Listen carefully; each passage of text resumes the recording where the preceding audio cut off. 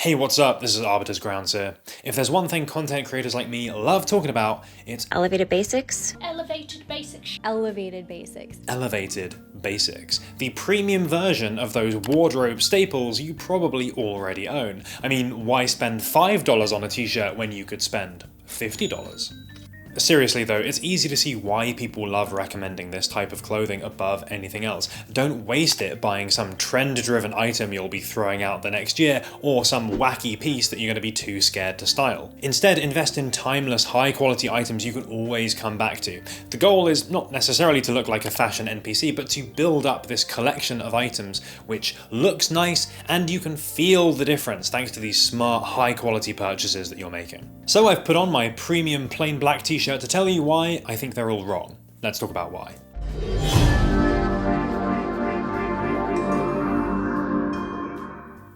We're going to come at this from the perspective of how elevated basics are typically defined and described. There are several different ways, they come with several justifications, and I think a lot of them have weaknesses, so we'll use that as a starting off point to really understand how we can think about elevated basics in a more sensible way. The first, and something I've seen pop up recently, is people using the word elevated basics to describe a trendier or cooler version of something. The key to dressing well with minimal effort is buying pieces you see every day that are just slightly elevated. Don't get these. Get these. Not these. These. Now, I'm not here to say that this is necessarily bad advice. Most people just want to know what's cool or relevant from a fashion perspective at the moment. So if somebody recommends, hey, why don't you switch out those beat old Vans for some new Adidas Sambas, that's not wrong. I'd even argue that's pretty helpful for people without a massive fashion knowledge who just want to know how they can upgrade their style a little bit without getting into spooky niche fashion subgenres and spending all evening arguing on Discord about what season Geo baskets were the best ones. Yeah, the Chrome Hearts collab was cool, but FW22?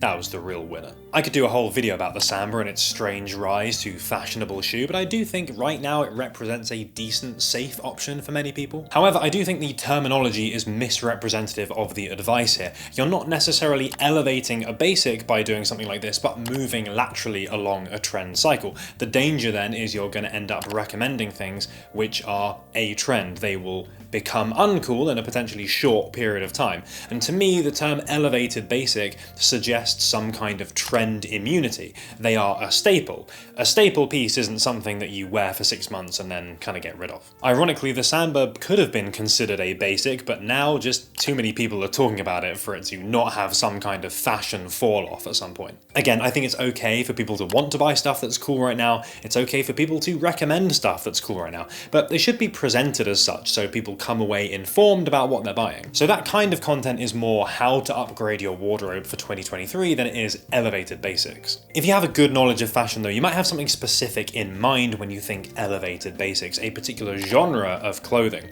one which the thinking person's content creator would probably describe as a more premium version of those everyday essentials. And we're talking recommending this over this. This is where more timeless clothing arises, and you'll see people recommending similar kinds of brands. Uniqlo are the ultimate at the low end, of course. Then we've got brands like Everlane, Abercrombie, Reigning Champ, Cole Buxton in the mid-range, and maybe something like Le Maire at the top end. There are aesthetic and conceptual similarities with some of the brands we talked about in the last video. Those similar sorts of ideas of low branding, timelessness, high product quality are all there, but elevated basics is fundamentally more accessible than quiet luxury. Because it is that mid-range where so many of these brands play. They need to convince you to spend a little bit more on something that gives you a tangible benefit, but they also don't want to exclude people by putting out a very high-priced luxury product. Brands like describing themselves using the lexicon of elevated basics because it's easy to justify and market their products as essential. Yeah, you don't need this frivolous jacket, but a t-shirt and jeans, well, everyone needs those. And we'll tell you what makes our ones better than the regular ones. And it is convincing. Spending money on luxury labels, heavy branding, or unusual aesthetics feels wasteful or frivolous even, but spending more money on something which gives some kind of benefit when we're talking craftsmanship and product quality, well, those are a lot easier to justify. It turns an emotional decision into a rational, logical one, and that is why it's so easy to recommend recommend. Talking about buying better, purchasing smarter, consuming with intention, that's a great way to construct a narrative and paint the person giving that advice as a wise fashion sage. It's still not always good advice though. And I know what you're thinking, Antwon, how can you possibly be against high quality, trend immune clothing that's better than fast fashion, designed to be worn for a long time? After all, that's exactly the kind of thing that we like talking about on this channel. And yeah, the concept is sound, it's just the delivery that I think needs a little bit more work. One of the big benefits people focus on is around premiumness and product quality. There's this inevitable description of fast fashion products falling apart, losing their shape, generally being unpleasant to wear. Clothing that literally falls apart after a few washes. And elevated basics come along as the antidote to this. And I've started to invest in pieces that will last in terms of durability, and maybe even more important, pieces that will outlast trends. Beautiful craftsmanship, better materials used, attention paid to the subtleties of design. Extra points when we can describe some tangible benefit like a t-shirt material designed to keep you warm or cool or comfortable or do something that a standard t-shirt wouldn't. Even the fabric of our t-shirts, right? Extremely stretchy. Look how stretchy that is. That's not normal. You don't find this in a fast fashion store or brand. I do think this clothing can be valuable, to be clear. I've made loads of videos talking about exactly that sort of thing, and I love checking out different kinds of clothing which have that material difference. The conclusion of Elevated Basics content though is that it's presented as the solution for getting long-term enjoyment out of your clothing. And yeah, it can be true. You can get better clothing by spending more money on a premium version of something. But this is also a massive oversimplification which I feel like often doesn't get adequately explained or explored, because what actually is product quality? What is better? What is premium? Most people probably couldn't tell you exactly what makes a garment more or less expensive to produce. This leads people to fall back on vague qualifiers like the quality is so good, it feels so nice. The exception to that is when people are talking things like fabric weight and they'll say, oh yeah, 500 GSM hoodie, wow, you can really feel the luxury and the quality. Doesn't this look like a designer hoodie? So heavy. 1800 GSM.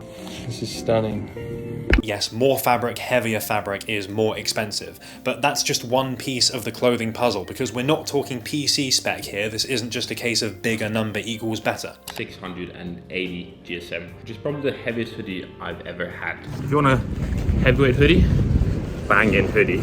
It might be very hot in the summer. Higher weights might be too warm for your climate, they might drape in a weird way, they just might not look good. And of course, a high weight fabric can still be cut and sewn in an ugly, cheap way. Similarly, people talk durability as an essential quality for buying good clothing. Again, it's very logical. Spend more money on a thing that will last longer. People will often use this boot analogy of you spend more money buying the good pair of boots and you keep them forever, versus someone buying the cheap pair of boots and they need to buy a new pair every year, and eventually ends up costing them more. The expensive boot here, of course, is the Elevated Basic. It might look the same, but it's created in such a way to make it last longer and therefore be a very clever long-term purchase. Again though, this doesn't have to be true. More durable clothing is often less comfortable, or it might have other negative characteristics like increased weight, lower breathability, or it might come with a specific utilitarian or rugged aesthetic, which you might not want to subscribe to. Being convinced into buying the ultra-tough 30-year pair of boots might actually give you a worse experience than just going for the more delicate but more comfortable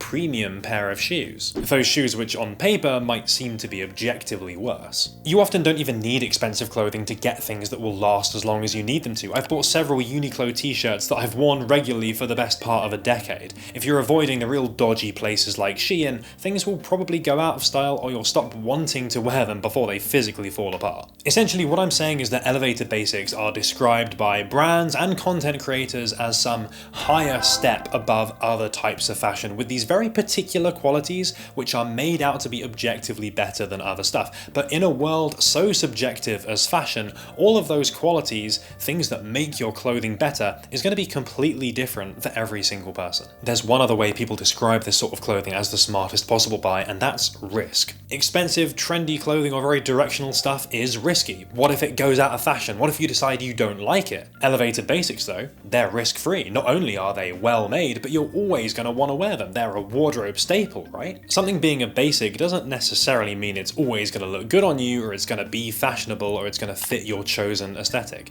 Even within this category, there are subtleties of things which will move in and out of fashion. At the moment, your elevated basics might be a slightly cropped hoodie or a relaxed fitting pair of pants, but go back 5 or 10 years, those elevated basics probably look a bit different. Elevated basics are advocated for on the basis that they are timeless, and yes, okay, these kinds of trends are a lot slower moving than the other micro trend type stuff that we've talked about before, but that doesn't mean they're sort of elevated above the world of fashion in some way. They're still very much a part of it. Almost nothing is truly timeless without it being so neutral that no one would get excited about it at all. You can absolutely buy this kind of clothing and not find yourself wearing it long term, and if you're spending more on the elevated versions, that's gonna hurt more, even if they are basic looking and unobtrusive. I have to tell you about my own fashion experience at this point because I suffered from exactly this. When I started properly learning about fashion and streetwear and different brands, I gravitated towards the Scandinavian minimal kind of look as the smarter choice versus the hyped streetwear brands. I wasn't really into big flashy logos. These were low branded, tasteful items which prided themselves on product quality and subtlety, and I ended up buying quite a few APC items. I used to wear selvage denim, and yeah, I felt like I was wearing nicer stuff, but I also wasn't really getting excited about what I was wearing. My clothing was so plain that I almost could have bought it anywhere, and I feel like it wasn't really a good reflection of who I was. Terminally online epic gamer dressed like an NPC. It was the ultimate disguise. It was fatigue with that look which drew me more towards techwear. It was futuristic, it was expressive, it had all these functional elements to it. There was a lot of stuff that seemed cool and exciting to me. And it had these material benefits to nerd out about in the same way that I like getting excited about PC spec. I suppose I have elevated basics to thank for leading me towards those early technical purchases. I remember I bought a pair of Y3 Retro Boosts on sale, which totally didn't fit my style at the time. I used to wear them with graphic tees and jeans, but over time, thinking about those Retro Boosts and what I liked about them really helped shape the direction that I wanted my wardrobe to take. They made me want more stuff like it, to develop my style in that direction, to dive deeper into this kind of world. At the time, I'm sure people would have advised that Common Projects or Stan Smiths would have been the objectively best choice if I wanted a premium shoe. Would those things have developed my style though? Probably not. If you're going to spend a bit more money than fast fashion price on something and go to the top end of your budget, I want you to feel all of those things that I felt when I owned those Retro Boosts. If you're putting all of that effort into the elevated basic genre of clothing, I just don't know if you'll get that feeling. They're unique looking, they're unique feeling. A little bit special to own, I think, which is quite cool. There is one final way people like to describe elevated basics though, which comes a little closer to this concept, and I think it's the best one. This is when basic items are equipped with some detail, embellishment, differentiator to take them to the next level, beyond what you would normally expect from a regular item. Issey Miyake On Plissé is a great example of this. It's your basic wearable item with a cool and interesting refresh. You can maybe even make the case for those Retro Boosts as being like an elevated version of the Ultra Boost, which were popular at the time. Now we're getting closer to a good way of thinking about making those wardrobe staples better, keeping the wearability but including something that you can actually get excited about. This approach has legs, yes, but it's not without its problems. Some of those elevations can be more trend driven than others, again leaving you with a basic item that you don't really want to wear long term. It's also harder to make it work just by taking other people's recommendations. I think On Plissé is a great example here, but I know that I can't buy everything that they make because I'm just too tall for their pants. There's a bit of prior knowledge required, or understanding that those content creator recommendations aren't necessarily going to be the right thing for you. But I know if you're watching this video, you're already smart enough to know that. We have a lot of examples of the shortcomings in the way that elevated basics are described, but how can we take those ideas of elevated basics and bring them all together into something which is actually going to work for us? Very simply, it's to think of elevated basics in two terms: that they are personal and they are directional. Unlike how we explored earlier, I don't think elevated basics is an objective category. An elevated basic for one person could be very unusual or daring for another. As I mentioned earlier, Cole Buxton is frequently described as an elevated basics brand. If I bought a hoodie or something from them, I feel like it just wouldn't fit with like 90% of my wardrobe. We need to look through our own lens. What is it that elevates the basic for us? What takes a staple item and moves it in a direction that we are going to get excited excited about or make it more appropriate for us to wear? Is it a cool graphic from a band I like? Is it a material that gives it some special, interesting property? Is it just a cut which is going to make it work nicely with the other clothing I have? All of those thoughts and questions and ideas are going to bring you in completely different directions, and one direction is going to be different to another person's direction, but it will lead you to something that hopefully you personally are going to be happy with and will feel like it immediately becomes a staple piece, but it also has that unique value, the elevation. I don't really like the elevated basics conversation because it's sold wholesale as a solution, which inevitably turns into a this not that style of dressing, and it kind of warps people's view on what you should or should not buy. It also comes across as the final step in fashion. It's like the smarter way of purchasing all of this stuff, but really I don't necessarily think that elevated basics as a category is some kind of level up or above anything else. It just exists alongside it. It's just another thing that you could consider. And that's not to say that elevated basics are bad. I don't think they are at all. And I'm certainly not coming after anyone who recommends clothing on these terms. As I said earlier, it's something that we've talked about extensively in previous videos. And I would personally advocate for a bunch of different brands which make this sort of elevated basic clothing. I also think there are content creators who wear that kind of style and look great. However, like many things, you'll get the most value out of this when you think about it from your own perspective and clothing that you would personally enjoy. That gives you the best chance of focusing on those properties which mean something to you, whether that be durability or product quality, or whether it be some kind of interesting detail which other items of clothing don't have. In fact, I'd be willing to bet that if every item of clothing you bought satisfied this criteria, something which felt like a staple or a basic piece, but with something that elevated it for you and made you more interested in wearing it, then you'd end up with a pretty cool wardrobe that you'd really like. Maybe elevated basics are the best clothes after all. But what do you think about this category of clothes? Have you ever bought something being branded as an elevated basic only to end up disappointed with it? Or do you have a wardrobe that you feel really falls in this direction and it really solves that problem of what to wear for you? Or maybe you've got that one item in your closet which does feel like your signature piece. It's an absolute staple, you can chuck it on every day, but it still has that personality which really represents who you are. Either way, would love to hear your thoughts, so please do add them to the comments. And if you enjoyed the video, please do give it a like because it is massively appreciated. I have to say, of course, a massive thank you for the support on the last video. I'm so glad that so many of you enjoyed it. It was a really good one to make, and I really hope to follow up with some more ideas which are kind of along similar lines to that. That's all for this video though, so again, thanks so much for watching. I'll catch you in the next one.